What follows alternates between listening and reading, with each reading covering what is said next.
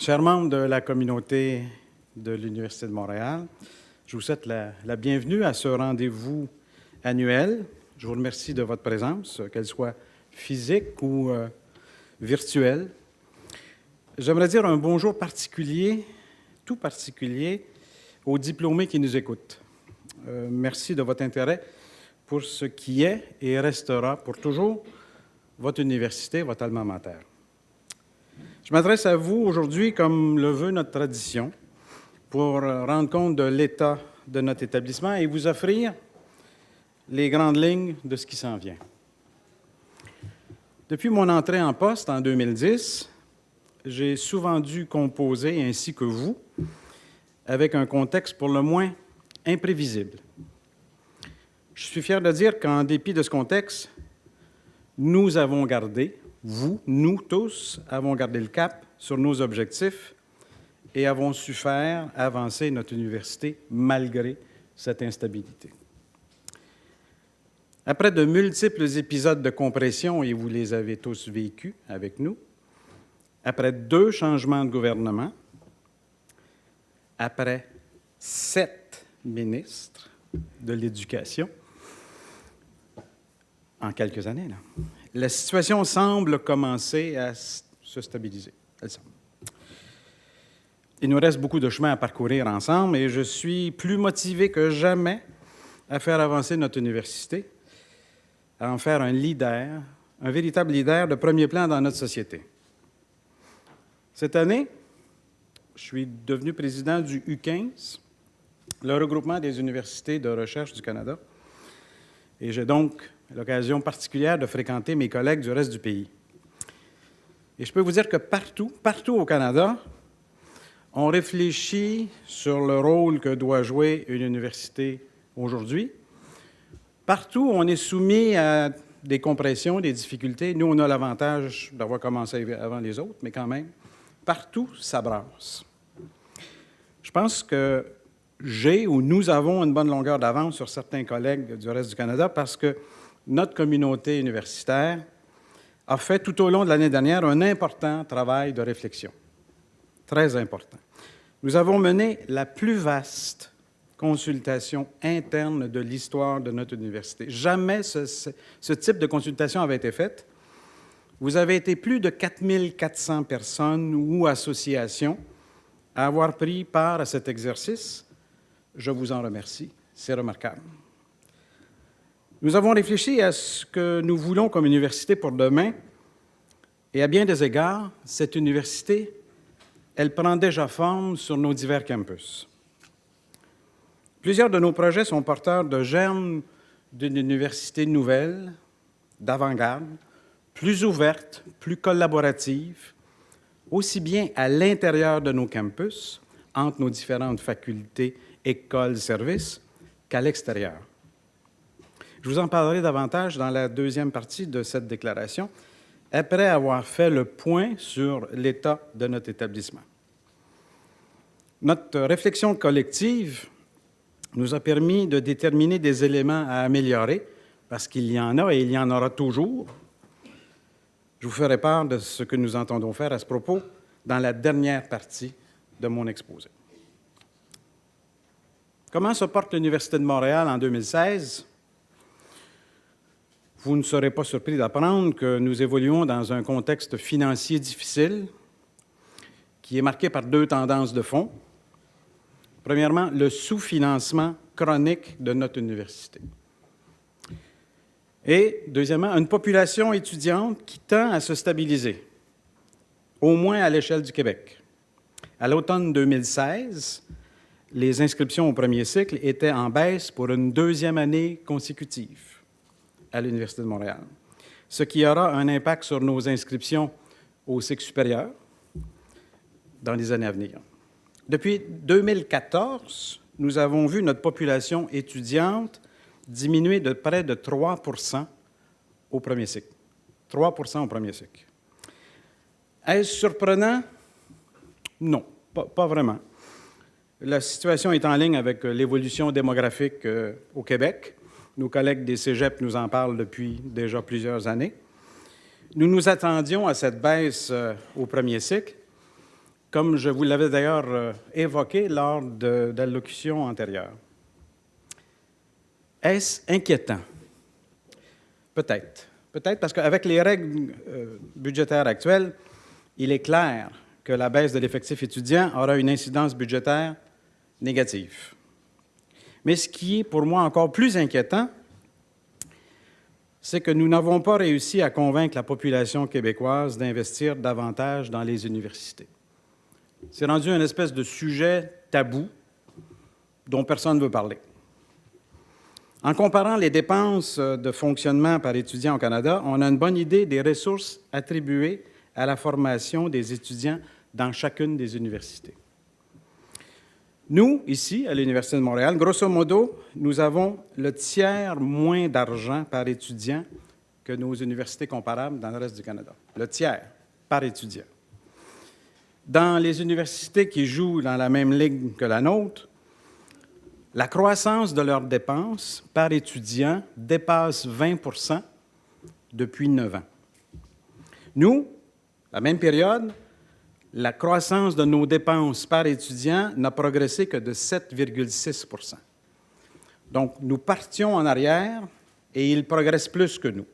C'est vraiment une pression très importante sur tout notre milieu et tout le monde en paie le prix ici. Cet enjeu est malheureusement de moins en moins visible dans l'espace public. Ce n'est pas un sujet qui intéresse les gens et c'est justement pourquoi je vous garantis que je vais continuer à en parler publiquement. Il faut qu'on en parle. Il y a des bonnes nouvelles. Du côté des bonnes nouvelles, il y en a quand même plusieurs. Notre horizon budgétaire, là, je viens de parler du financement, là, je parle de notre budget. Notre budget semble s'améliorer. Au moins, nous croyons avoir traversé la tempête des compressions. Nous l'avons fait, et là, je suis content de le souligner, on a traversé ces compressions en protégeant nos personnels.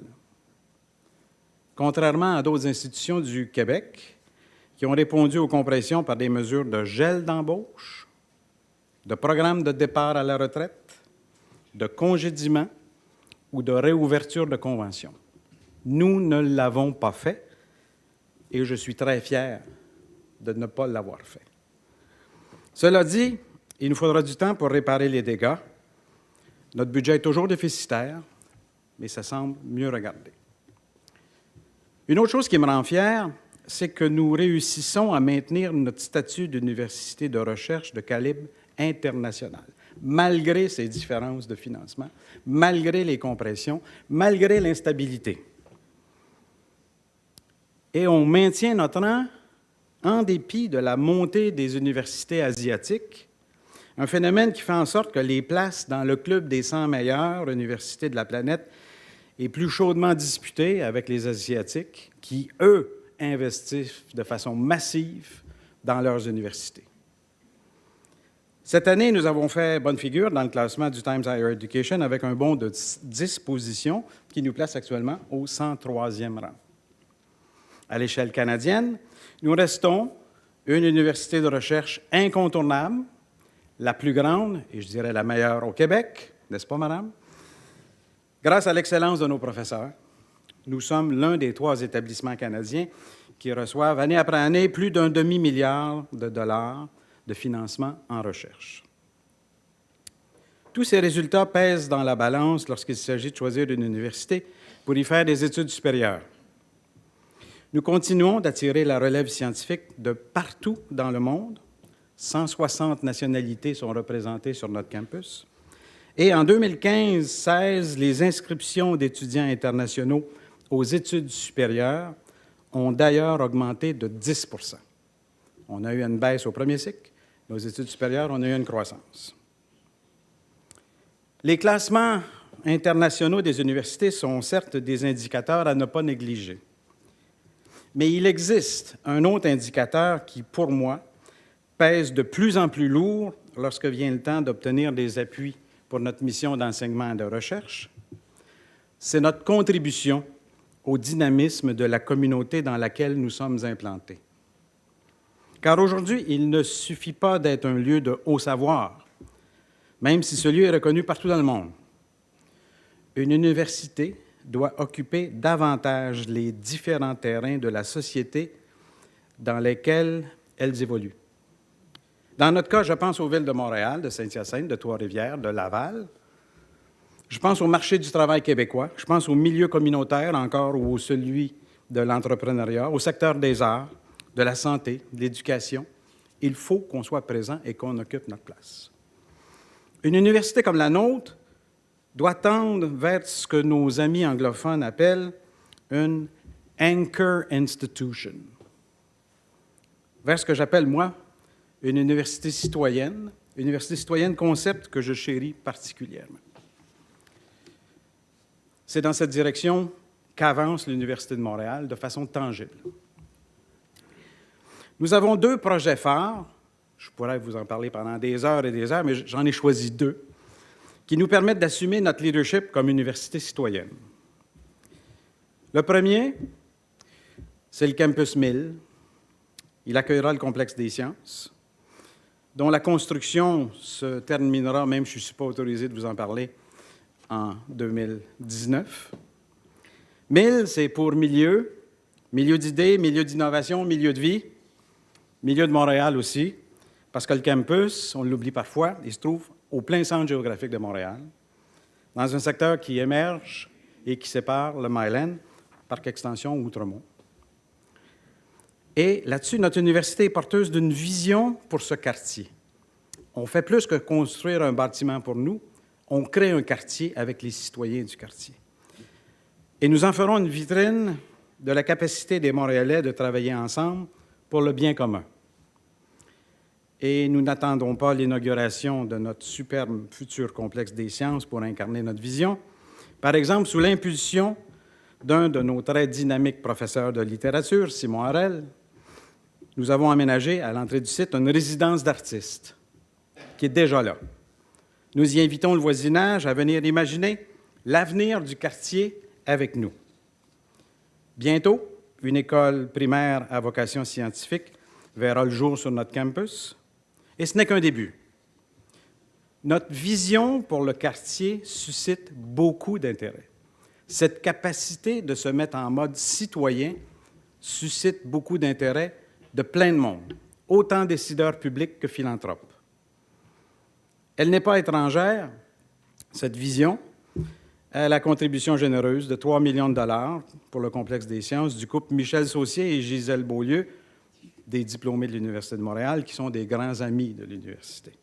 Mais c'est cette vision qui a permis à ces gens de dire « ça, c'est un beau projet ». Ce qui se passe à 2 stations de métro d'ici ne signifie pas du tout que nous allons délaisser le campus de la montagne. C'est tout le contraire. Nous avons déjà commencé des rénovations, la rénovation du tunnel de la rampe. Nous sommes bien conscients que les délais de ces travaux causent du souci à tout le monde et nous en sommes désolés, pour dire le moindre. Après le déménagement des départements de sciences vers le campus 1000, nous rénoverons le pavillon Roger Gaudry. Nous sommes aussi très heureux de la confirmation récente de la gare intermodale du futur réseau électrique métropolitain qui sera aménagé au métro Édouard-Montpetit, permettant de connecter le réseau électrique de train, le métro et la surface, donc à l'entrée de la faculté de Marie-Victorin. Cette gare va réduire considérablement le temps de déplacement entre notre campus et le centre-ville, dont certains se plaisent à dire que nous sommes isolés. On pourra s'y rendre en moins de 3 minutes. 3 minutes. Cette gare nous rapprochera aussi des rives nord et de la rive sud, des étudiants, des employés qui y habitent, certains se farcissant le pont Champlain régulièrement. Les jeunes patients et leurs familles, pas oublier ça, qui pourront accéder à Sainte-Justine plus facilement. Et ce sera aussi un formidable levier de développement pour tout le quartier de Côte-des-Neiges qui est un peu enclavé et embourbé dans une circulation abondante. Le deuxième projet phare que je voudrais utiliser comme exemple, qui nous positionne comme un agent de changement dans la société, c'est l'Institut de valorisation des données, ou l'IVADO. Cet institut regroupe toutes les expertises de notre université, de Polytechnique et de HEC, dans les domaines de l'intelligence artificielle et de la recherche opérationnelle. Dans ces domaines, nous sommes forts, même très forts. D'ailleurs, nous avons ici, sur le campus, le meilleur laboratoire universitaire au monde dans le domaine de l'intelligence artificielle. Grâce à nos profs, grâce à l'institution qui a supporté ces profs, grâce aux talents qui se retrouvent ici. Comme le Campus 1000, l'Ivado va faire bouger les choses à Montréal. Et déjà, on a beaucoup d'amis qui courent après nous. Il est en train de faire émerger un nouveau champ professionnel, celui des mégadonnées, des big data. L'Institut a les moyens scientifiques et financiers pour créer un écosystème du big data qui va donner naissance à des entreprises, qui va stimuler l'innovation dans nos organisations publiques et privées et qui va, en fin de compte, générer des opportunités de carrière pour nos diplômés. Ce projet fait rêver beaucoup de gens dans les secteurs aussi variés que le transport, l'énergie, la santé, les logiciels de correction linguistique. Il nous a permis, grâce à l'excellence de nos professeurs, d'obtenir cet automne la plus importante subvention de recherche de l'histoire de notre établissement, 93,6 millions de dollars, accordée par le Fonds Apogée Canada. Je sais que beaucoup de chercheurs et de collaborateurs ont trimé dur, très dur, pour faire valoir la candidature de notre université à cet important concours. Je vous félicite tous et je souhaite que l'on s'inspire de votre excellent travail partout dans notre organisation pour créer d'autres Ivado, parce que le potentiel, il est ici. Ce que nous faisons à l'extérieur de l'université, il est nécessaire de le faire à l'intérieur de l'université. Je m'explique. Pour faire avancer nos projets collectifs, nous avons besoin de renforcer notre capacité de travail collectif. Nous avons lancé d'importantes initiatives institutionnelles. Je vous en présente 3. Parce qu'elles englobent l'ensemble de nos unités et qu'elles vont accompagner le renforcement de notre capacité à collaborer. La première est une réponse à une demande qui m'a été formulée à maintes reprises par nos diplômés. Je rencontre beaucoup de monde, je donne beaucoup de mains, je tape des tendinites. Puis ces diplômés-là, ils me disent plein de choses. J'ai rencontré des diplômés, exemple, en sciences humaines, qui, maintenant qu'ils sont en emploi, réalisent qu'il leur manque une formation de base en communication. J'ai rencontré des diplômés de pharmacie, de médecine vétérinaire, qui admettent avoir certaines lacunes en administration, mais qui n'ont pas le temps de retourner sur les bancs d'école, faire un MBA ou autre chose. Nous allons donc créer des modules de cours optionnels qui feront office de complément à nos formations. Un étudiant en histoire qui rêve de travailler dans l'industrie du jeu vidéo pourrait alors, par exemple, avoir un module en programmation à sa formation. Nous en ferons une offre unique, une signature Université de Montréal, qui nous distinguera des autres universités et qui nous permettra de profiter pleinement de la remarquable diversité des savoirs qui existent au sein de notre institution. La deuxième initiative dont je vais vous parler a pour objectif de faire exploser littéralement notre créativité en recherche. On le sait, l'avenir de la recherche passe par des idées novatrices qui émergent souvent à la frontière des disciplines. Nous appuierons donc nos professeurs et nos étudiants en supportant des thématiques transversales qui regroupent plusieurs disciplines du savoir autour de buts communs. On peut voir ce projet comme une carte des routes possibles à prendre pour favoriser la recherche interdisciplinaire qui répond à des besoins complexes d'une société de plus en plus complexe. Nous commencerons par un projet pilote dans lequel se croiseront les champs de recherche de la science des données, dont j'ai parlé, et de la santé, où nous sommes reconnus forts. Ce choix s'est imposé de lui-même puisque notre campus est le meilleur endroit dans le monde pour faire ce rapprochement. Enfin, la troisième initiative élargit considérablement l'angle par lequel nous abordons la question du développement durable au sein de notre université. En cette matière, l'université se doit d'être à la fine pointe. Nous participons donc au programme international STARS, qui s'adresse aux établissements d'enseignement supérieur. Ce programme mesure les efforts de développement durable à travers tous les aspects de la vie universitaire, ce qui inclut les programmes d'études, la recherche, là il y a un monsieur qui s'est appuyé sur le mur, et mieux orienter nos actions de développement durable. Toutes nos unités, académiques et de service, seront mises à contribution sur ce phénoménal et beau projet collectif. Avant de passer à la dernière partie de cette présentation, je prends un moment pour vous dire que nous prenons très au sérieux l'enjeu de la diversité au sein de notre établissement. Je vous ai mentionné 160 nationalités, mais il faut aller plus loin que juste comptabiliser des nombres de participants selon leur origine. Même si cette préoccupation est présente depuis longtemps dans notre communauté, il faut convenir tous qu'il reste beaucoup de chemin à parcourir, en particulier en ce qui concerne l'avancement de carrière de nos professeurs. Nous avons donc établi cet automne une politique pour assurer un traitement équitable des candidatures que nous enverrons pour les chaires de recherche du Canada, et nous ne nous arrêterons pas là. Revenons maintenant sur la grande consultation que nous avons menée dans les derniers mois et qui a engagé les étudiants, les professeurs, les chargés de cours, les cadres, les employés de soutien.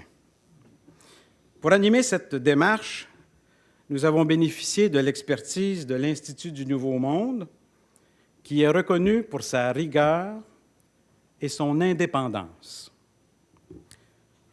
Vous nous avez dit des choses intéressantes. D'abord, j'ai été ravi de constater que, dans une proportion qui excède 90%, vous vous dites fiers d'appartenir à la communauté de l'Université de Montréal.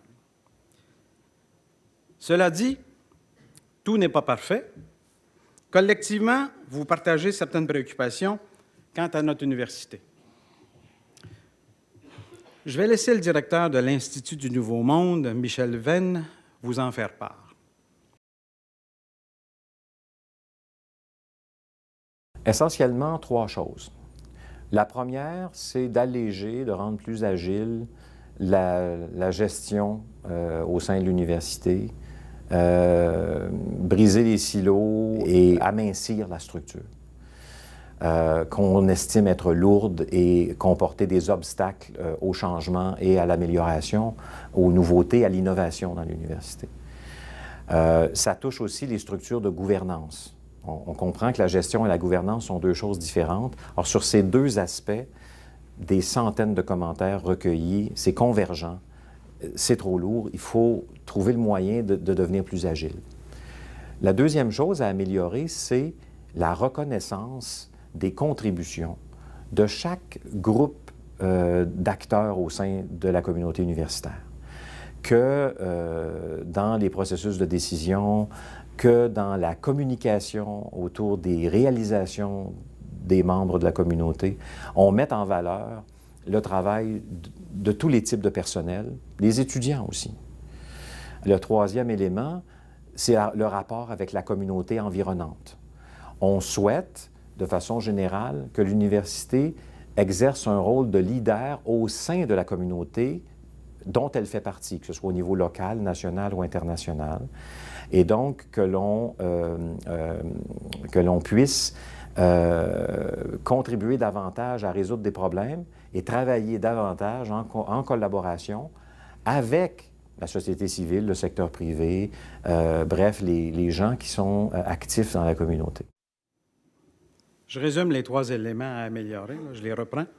Les éléments qui ont été mentionnés par Michel Venn. Reconnaître la contribution de nos professeurs, nos chargés de cours, de tous nos personnels. Sans eux, on ne serait pas où on est. Repenser notre rapport au monde extérieur. Vous savez, là, on nous qualifie souvent d'être dans notre tour d'ivoire, puis nous, on est mal placés pour dire qu'on n'en a pas. Donc, il faut repenser notre rapport au monde extérieur. Lever les obstacles à l'innovation, c'est-à-dire repenser comment on fait les choses, ce qui engage nos processus et notre gouvernance. J'aborde d'entrée de jeu la reconnaissance de la contribution des employés, qui pour moi est fondamentale. Sans eux, l'université n'existe pas. C'est une préoccupation que je partage, que j'ai toujours partagée. C'est d'ailleurs ce qui m'a incité à créer, dès le début de mon mandat, les prix du recteur, qui soulignent chaque année les bons coups de nos employés, puis il y en a beaucoup des bons coups. Je le sais, à chaque année, il faut qu'on trie les quelques-uns à qui on donne des prix, parmi toutes les candidatures qui nous sont soumises. Je sais que nous devons faire davantage, cependant, beaucoup. Nous allons, par exemple, soutenir plus fortement les candidatures des professeurs et professeurs et autres membres de notre communauté pour des prix à l'extérieur de notre campus. Nous savons que c'est avec le rayonnement de chacun que nous rayonnerons collectivement plus. Je comprends que cet enjeu de reconnaissance dépasse la simple attribution de prix. Reconnaître la contribution des employés, vous tous, c'est aussi écouter ce qu'ils ont à dire. Et ceux qui me connaissent bien savent que j'écoute plus que je ne parle. Quand les gens viennent me voir, souvent je leur demande « Comment vas-tu » C'est ma première question. À ce chapitre, nous avons fait du progrès cette année. Nous pouvons affirmer que jamais notre communauté n'a été aussi largement consultée. Jamais. Et que l'opinion de chacun n'a jamais été aussi considérée. Nous allons continuer à vous consulter parce que vous nous avez dit que vous voulez être consultés, parce qu'il y a des bonnes idées dans tous les coins de notre institution, à tous les étages, partout. Notre deuxième élément à améliorer est notre relation avec le monde non universitaire.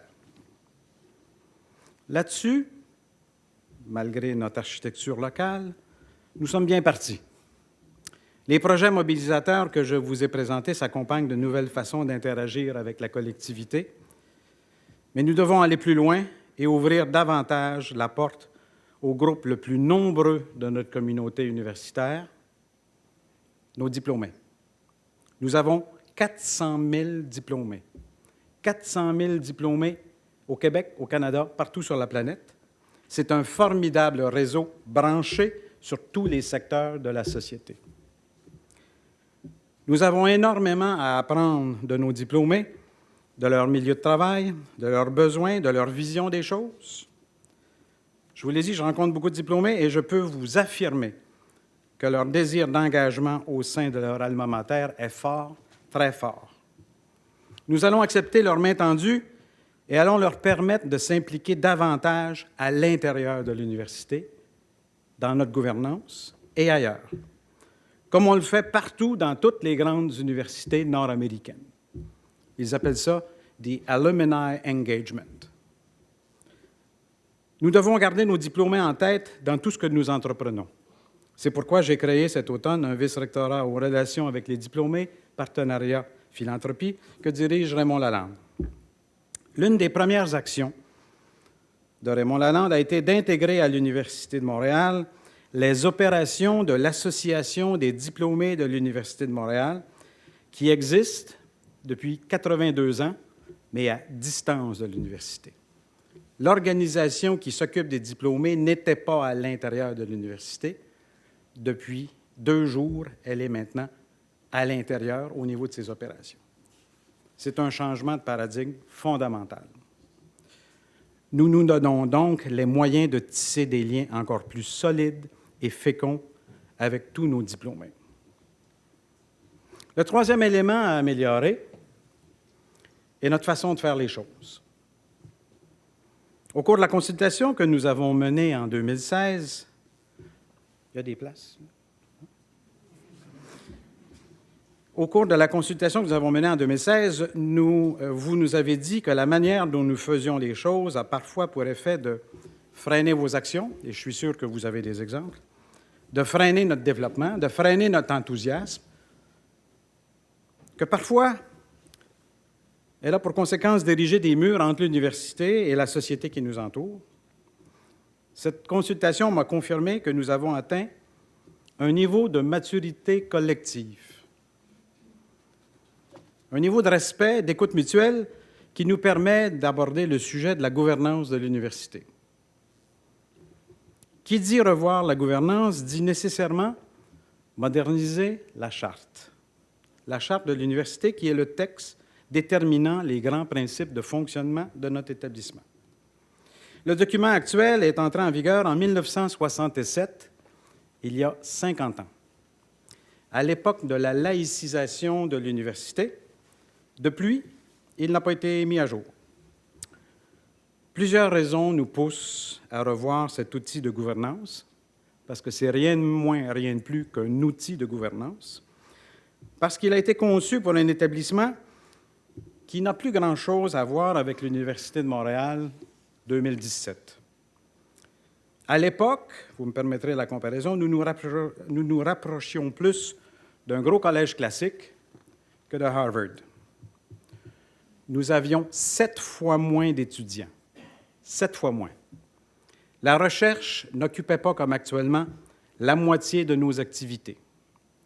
Depuis 1967, notre université a beaucoup changé et le monde qui nous entoure a énormément changé. Il est temps d'affirmer notre autonomie académique et notre nature francophone ouverte sur le monde. Il est temps d'actualiser la place de la recherche dans notre université, ce qui n'était pas le cas. Il est temps de mieux représenter nos divers groupes d'employés dans les corps universitaires et de confirmer l'imputabilité du Conseil de l'université sur des questions comme le budget, la conformité ou le respect des lois. Nous devons aussi corriger certaines anomalies ou anachronismes, comme le fait qu'encore aujourd'hui, l'archevêque de Montréal doive nommer 2 membres au Conseil de l'université.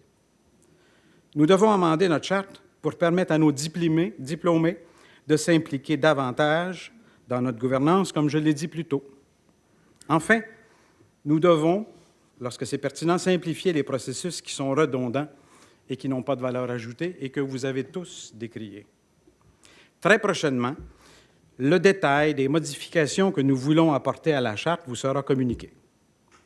Je tiens à dire que nous n'allons pas réécrire toute la charte, là. On ne part pas à zéro, là.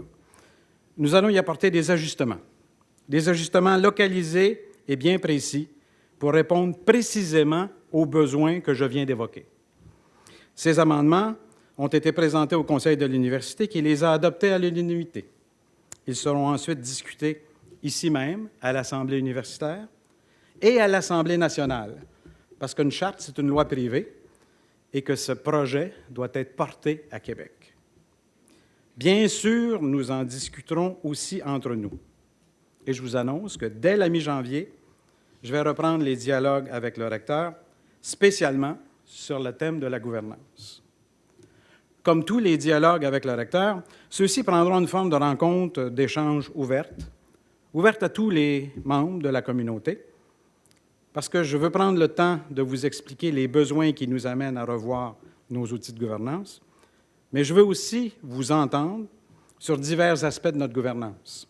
Je veux vous entendre sur la formule de nomination des prochains recteurs-rectrices, vous comprenez que ce n'est pas moi, là, des doyens-doyennes, des moyens d'assurer une meilleure participation de l'ensemble de la communauté à notre gouvernance, notre université n'étant plus du tout ce qu'elle était il y a 50 ans. Et je veux vous entendre sur comment notre gouvernance peut mieux nous servir.